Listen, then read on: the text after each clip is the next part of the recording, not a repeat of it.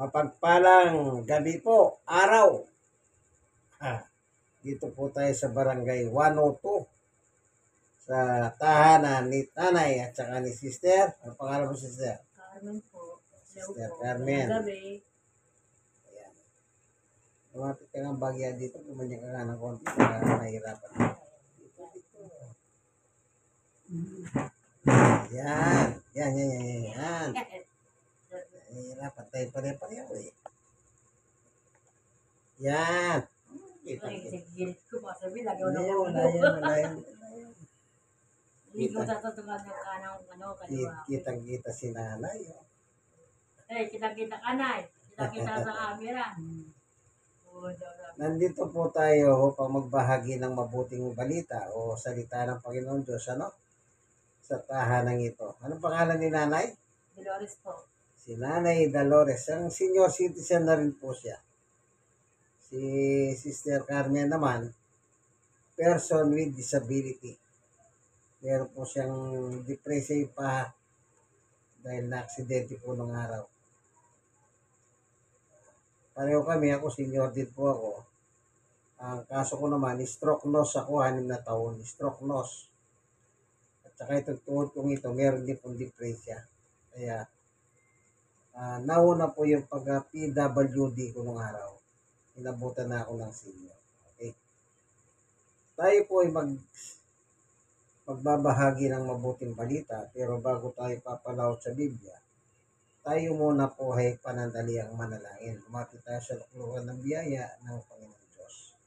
Panginoon Diyos, amin naman na makapangyarihan sa lahat. Minsan pa, samahan mo po kami sa aming pagbubulay ng iyong salita. Salamat po sa ngalan ni Jesus. Amen. Merry Christmas. Happy New Year. Ganun naman talaga yung Pilipino eh. Pag may bumabating Christmas, may sumasagot ng Happy New Year. Nature na po ng Pilipino yan. Siyempre, September na eh, bear month na eh. October na. Ang sabi sa Biblia, tingnan po natin yung kapanganakan ni Jesus sa Biblia. Mateo 1:18. Ganito ang pagkapanganak kay Jesucristo. Si Maria na kanyang ina at si Jose ay nakatakda ng pakasal. Nakatakda na, ibig sabihin, anumang oras, magpapakasal na sila. Pero may problema eh. Ito yung problema ngayon. Ngunit bago sila nakasal, si Maria ay natagpuan nagdadalang tao. Yan ang malaking problema. Close parenthesis, ito ay sa pamamagitan ng Espiritu Santo. Tingnan po ninyo ang pangyayaring ito. 19. Isang taong matuwid si Jose na kanyang magiging asawa. Ngunit tayo niyang mapaya si Maria, kaya pinasya niyang hiwalayan ito ng lihim.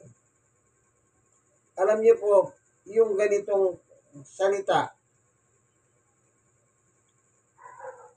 sa panahon nila, kailangan ng lalaki pag nagpakasal, siguraduhin ng babae, siya ay walang karanasan sa lalaki. Maraming aso, marami ditong aso. Sila kagupal mang mainit. Pasalmani. Marami po kami. Anong? Ako ko lang kay Joel, Shirley ah. Ako ko lang kay Joel. Sige, pakuha mo. Sila lang po yung anong magka. Kaya. Yung iba hindi makakain, tapos tatapon mo lang. Isa kang bumigay mo ito mga apo. Tama po. Diba? Oh. Salamat ni Merly ah.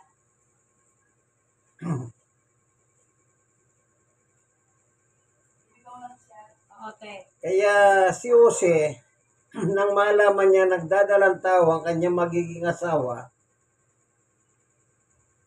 ng kultura nila noon, hindi na niya pakakasalan. Kasi nga po, nagdadalang tao na.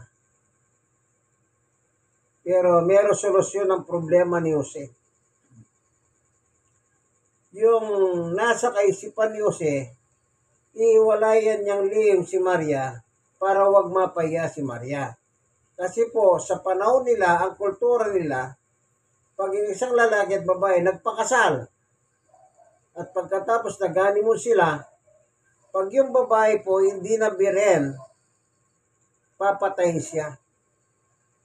Malalagay siya sa malaking kahihiyan. Kasi, pagpatay po, idadali sa harap ng plaza para makita ng tao. Kaya sabi niya, iiwalayan niya ng lihim.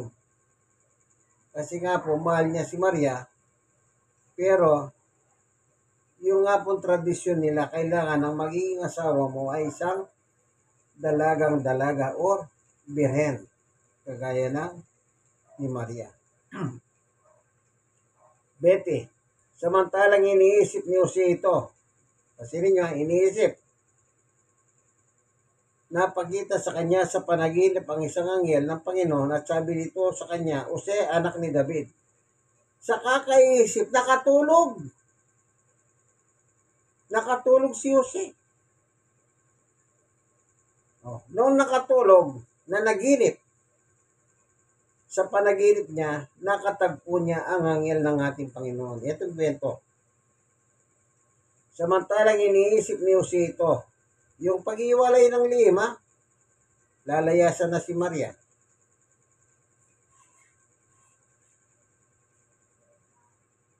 Napakita sa kanya sa panaginip ang isang anghel ng Panginoon, sabi nito sa kanya, Jose, anak ni David, huwag kang matakot na tuluyang pakasalan si Maria sapagkat siya'y maglilihi o siya'y naglihi sa pamamagitan ng Espiritu Santo. Yun. So, ibig sabihin, walang lalaking gumalaw kay Maria. Yung pinagbubuntis niya pala mula sa Espiritu Santo. 21. Manganganak siya ng isang lalaki at ito'y pangangalanan mong Yesus sapagkat siya ang magliligtas sa kanyang bayan na kanilang mga kasalanan.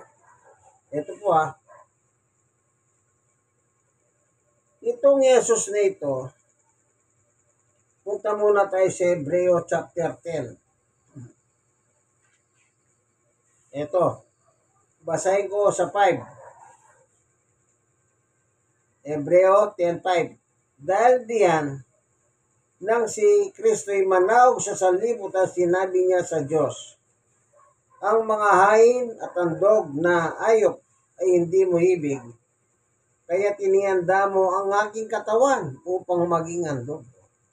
Wala pong katawan si Jesus na gaya ng katawan natin, kundi pinaganda siya ng Diyos ng katawan na gaya natin. Kaya yung pinagdadalang tao, pinagbubuntis ni Maria, galing sa Espiritu. Kasi po si Jesus, Espiritu siya. Wala siyang laman na gaya natin.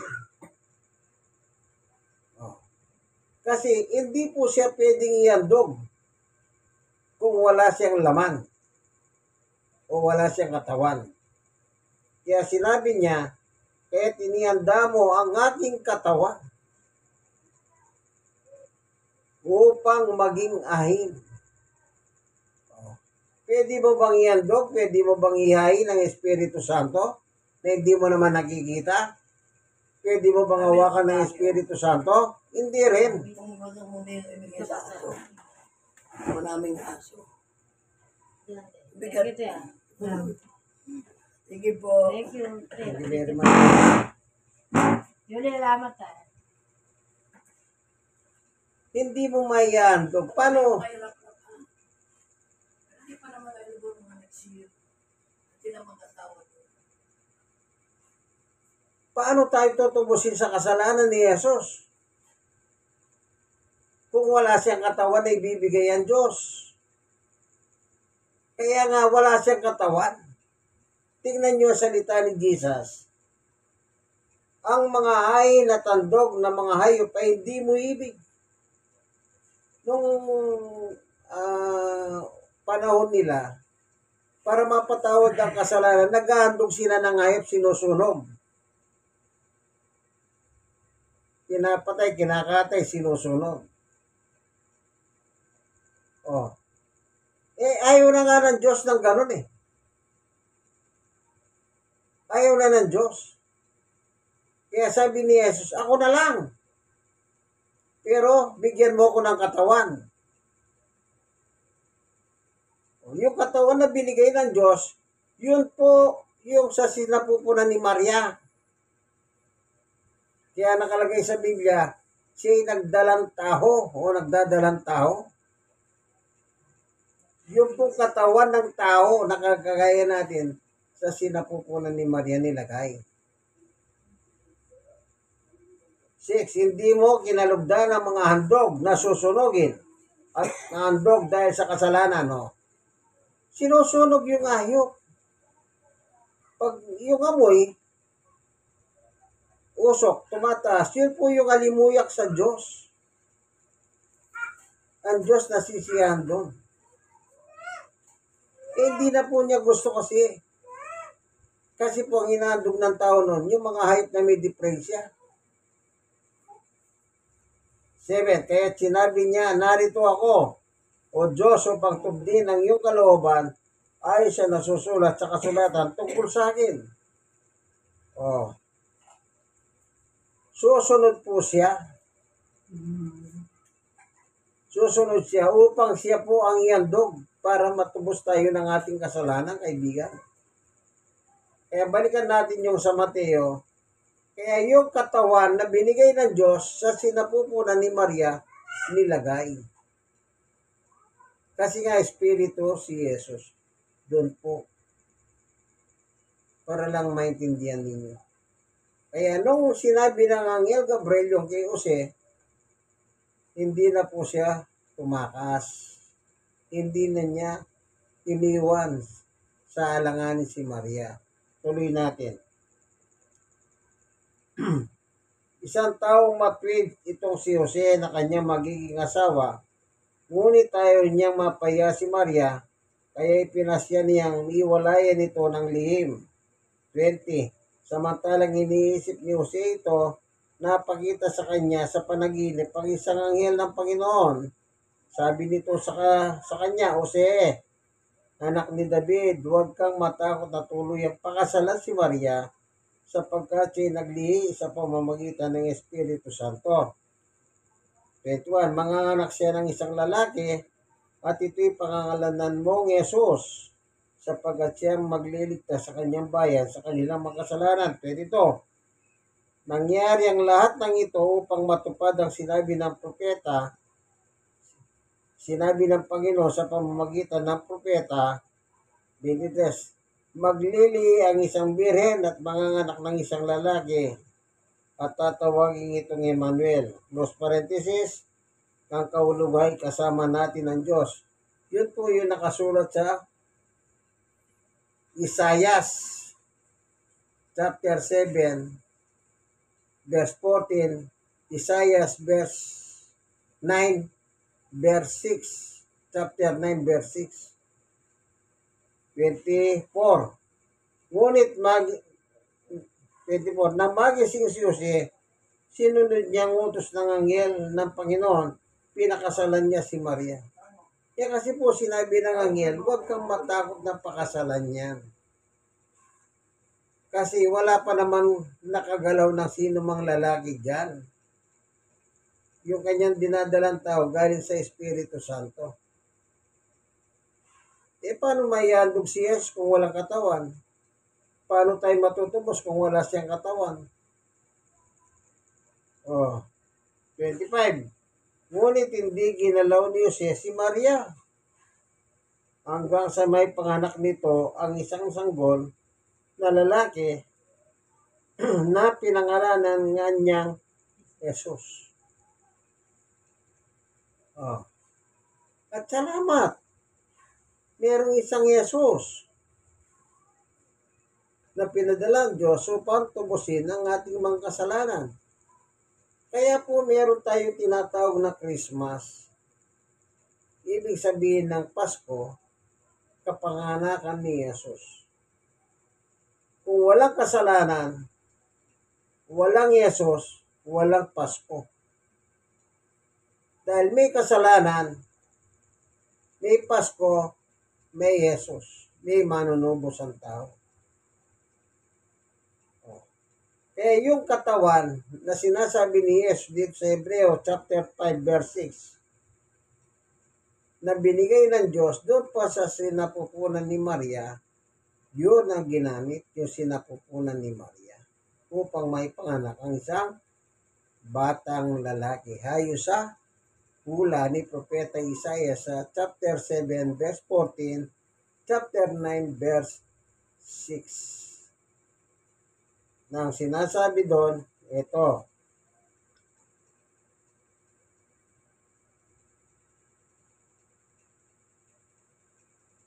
si Maria natagpuan nagdadalang tao. Cross parenthesis, ito sa pamamagitan ng Espiritu Santo. Yun po. Kaya, itong Jesus po na pinanganak ni Maria, hindi po tao. Ang mahirap yan pinipilit yun, o nagdadalang tao. Natural yan na nakalagay. Ano bang dala ni Maria kundi tao? Pero kung babasahin mo talaga ang Biblia, malalaman mo, si Jesus hindi po tao. Nagkatawang tao. Wala siyang gaya nating katawan. Kaya naglahan ng Diyos o naganda ang Diyos ng isang katawan para sa Kanya. Siya po yung ipinako sa krus. Pwede ba bang ipako si Jesus kung walang katawan niya? Di mo naman siya nakikita, espiritu siya. Kaya naipako po siya. Kaya kung wala pong kasalanan, wala sanang napako sa krus. Sino na pinako? Si Jesus. Kaya ang ating naman kalagayan ngayon, tingnan nyo po meron tayong babasahin dito. Sabi ni Pablo, sa Roma chapter 10, verse 4. Si Kristo ang hangganan ng kautusan. At sa gayon, ang sino man nananalig sa Kanya ay pawawalang sala. Sino man ang sinasabi ni Pablo, ang sino mang individual, hindi bulto-bulto, hindi baryo-baryo, hindi bara-barangay, individual. Ang sino man nananalig sa Kanya, kay Jesus, ay pawawalang sala. Ngayon, dito naman po sa chapter 26 ng Gawa sa 18, doon sa panguling talata, second paragraph. Sabi ni Jesus kay Pablo, at sa pamamagitan ng pagsampalataya nila sa akin, sabi ni Jesus, sila'y patatawarin sa kanilang mga kasalanan at mabibilang na mga pinapaging banal. Kita niyo? Yung pananampalataya kay Jesus, sabi ni Pablo, yun ang kailangan ng tao. Kung wala pong naipako sa krus, sino sasampalatayanan mo? Di wala. Nang meron ka nakita, naipako, yun ang sasampalatayan. Kasi siya po ang tutubos ng ating mga kasalanan. Kung walang kasalanan, walang Jesus, walang Pasko. Kaya kayong mga walang Pasko, hindi ko naman po kayo inaano. Kung ayaw nyo mag-celebrate ng Pasko, di wag. Pero kapag kami naman, nagse-celebrate kami, wag kayo magkikikain sa amin, ha? Ang mahirap walang Pasko sa inyo, pero nagkikikain sa kayo sa mga may Pasko Hindi ba malaking yun? Kabalintunahan? Wala kang Pasko, pagkatapos nagkikikain ka sa kapitbahay mo, may Pasko yun. Di po ba? Huwag kayong makikain. Ano pa? May nagbibigay ng regalo dahil sa Pasko. Eh di huwag kayo tumanggap ng regalo nang dahil sa Pasko. Di ba?